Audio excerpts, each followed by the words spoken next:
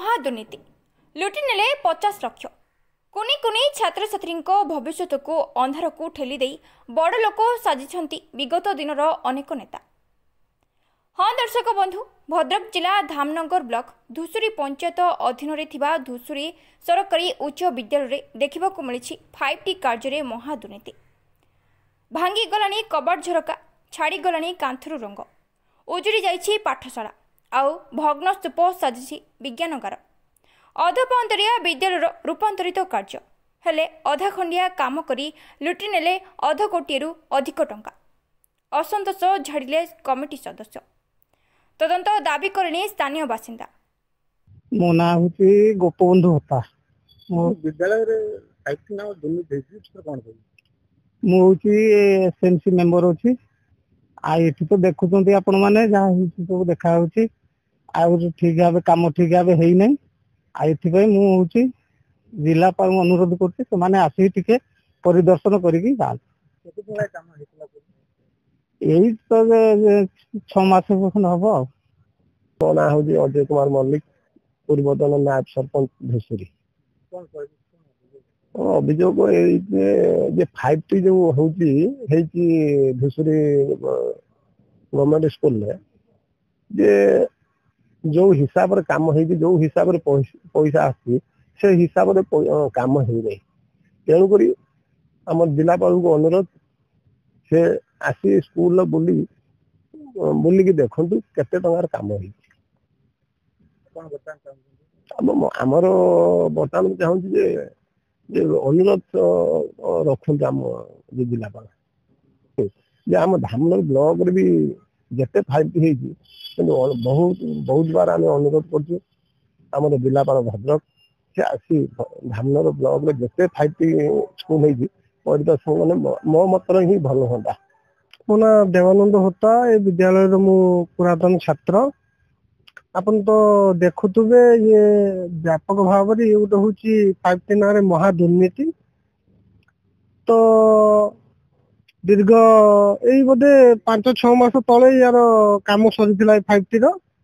अपन तो देखुतुबे प्रतिटी जिनस अपन सरजमीन तदंत कले जे किबोली भाव रे से कबाट झरकार परिस्थिति।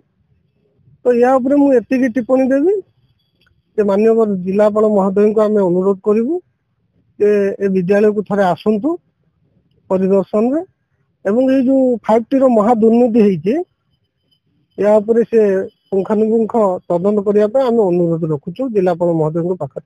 5T रे केते टंका आसला अनुदान दिया हेतला स्कूल ए विद्यालय को 5T रे 42,50,000 टका अनुदान दिया हेतला।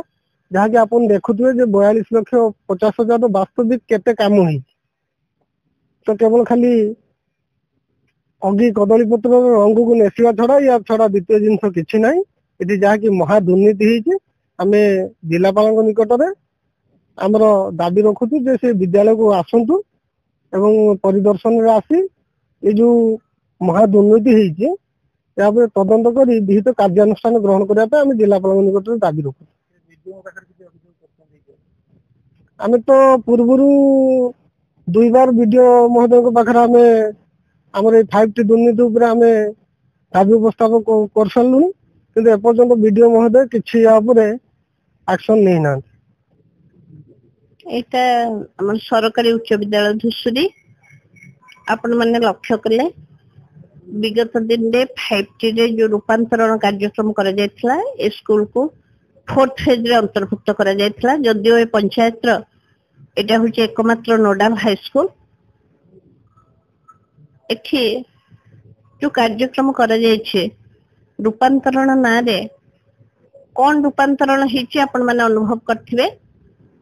विशेष करी मोर साइंस लैब एक प्रकार रो बड़े ध्वंस स्तूप परि लागुचे।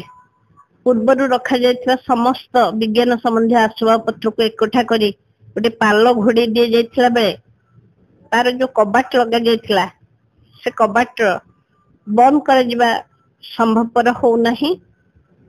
विज्ञान रो जो लक्ष्य अर्थात पिला माने जहाँ भी पूर्वरु एक्सपेरिमेंट करके देखिबार सुजोग पाउथिले 2 वर्ष हला सेथिरु से माने वंचित अछंती।